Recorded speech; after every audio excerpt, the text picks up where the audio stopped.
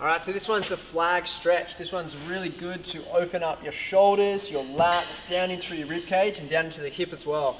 It's a good warm-up or prerequisite to doing human flags as well.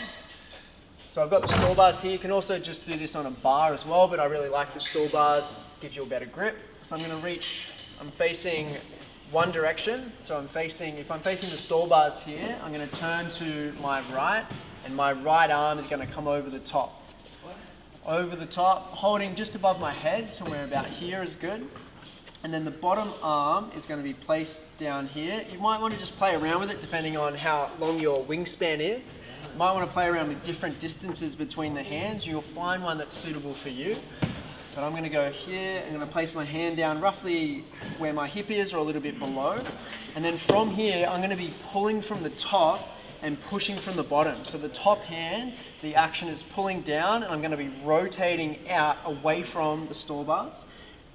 As I push with a straight arm on the top as well, straight arm on the bottom, pushing and twisting this way here.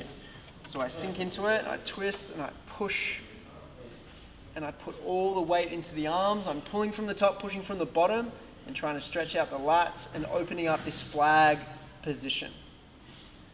Make sure you do both sides. So I'll just show you the other side here. I'll reach over the top, bottom hand goes down. Also pronated at the top, you can see that there, and then supinated at the bottom. So it's always like this.